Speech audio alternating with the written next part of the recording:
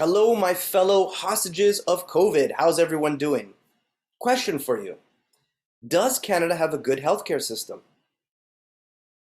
When I ask people this question, I usually get the response, yeah, we have a really good healthcare system. But I always think to myself, compared to what? What are you comparing that to? How do we know?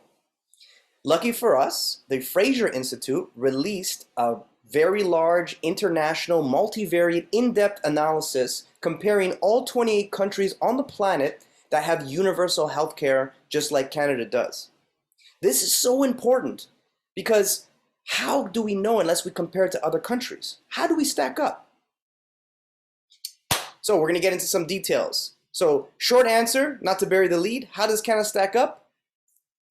Not so good, not so good. Modest to poor was the rank that we got. Are you surprised? Let's go through it. Out of these 28 countries that have universal healthcare on the planet, Canada spends the second most. So we're second highest in expenditure for our healthcare system. Now, that alone is not a problem.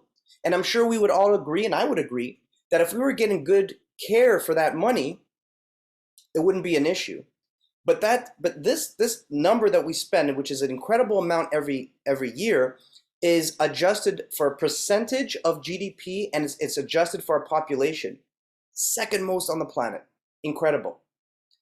But are we getting the care that we're paying for? We're not. Okay, so let's go over some of the highlights here. Now, okay, let's go over some of them here. So first of all, physicians per 1,000 population, third last of the 28 countries. Acute care beds for 1,000 population, age adjusted, second last of the 28 countries. MRI units per million population, fourth last of the 28 countries. CT scanners per million population, fifth last per population. Infant mortality per 1,000 live births, third last. Also terrible without getting into details. Waiting over 4 weeks for a specialist, terrible. Waiting less than 4 months for elective surgery, terrible. Ability to make same-day appointments if you're sick, terrible. Now, it wasn't all bad, but it was mostly bad. I think we did well for nurses and for long-term care beds for people over 65. We did average. But let's look at some of their conclusions here. Canada spends more on healthcare than the majority of high-income OECD countries with universal healthcare systems. After adjustment for age, Canada's expenditure on healthcare as a percentage of GDP ranks as second highest, and its healthcare expenditure per capita at a 28, eighth highest. Despite this level of spending, Canada has significantly fewer physicians, acute care beds, and psychiatric beds per 1,000 compared to the average OECD country, though it ranks close to average for nurses and above average for long-term care beds per 1,000 over the age of 65. Just for your information, the OECD, if I didn't already say it, Organization for Economic Cooperation and Development. I had to look that up. Canada ranks among the most expensive universal healthcare systems in the OECD. However, its performance for availability and access to resources is generally below that of the average OECD country, while its performance for use of resources and quality and clinical performance is mixed. Overall, the rank it was given, modest to poor.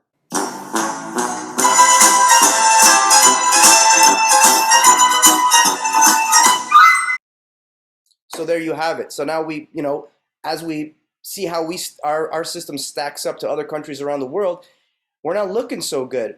And the reason why I think this is important, well, it's important for us to know this about our country because this is a crisis. We're spending the second most on the planet and we're getting some of the worst results. This is a crisis. So that's number one reason why I want to share this with you. But another reason is because I hear this argument often that it's important for everyone to get vaccinated because you don't want to overburden and stress out the hospitals, which I think is a completely good point. I think it's a very, very fair point to make. But I would just add a few balancing points as well.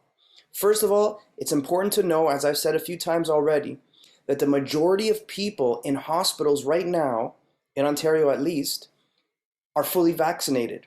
And on top of that, the majority of people in hospitals for COVID-19 infections are fully vaccinated. So this is important to consider. Also, I feel like this argument kind of presupposes that our hospital system was just hunky-dory before the COVID pandemic, which it wasn't. We were in complete crisis before this crisis. So I feel to a certain extent, it's not 100% fair to put all the blame on the unvaccinated. And I feel like our benevolent leaders are scapegoating the unvaccinated to a certain extent to kind of take away from the fact that they have grossly mismanaged our healthcare system. And it's just, you know, maybe I don't want to say incompetence, but I guess I just said it, so I'll say it. Yeah, incompetence. So, anyways, there's something to consider, right? I think there's some truth on both sides of that argument. So, anyways, thank you so much for watching. That's all I wanted to say. I wanted to keep this as short as possible. Please make sure you take care of yourself, keep your stress to a minimum, make sure you're eating right, you're exercising, you're taking plenty of vitamin D, and of course, always check up on people around you, make sure everyone's doing all right. Okay, we'll see you next time. Thank you so much.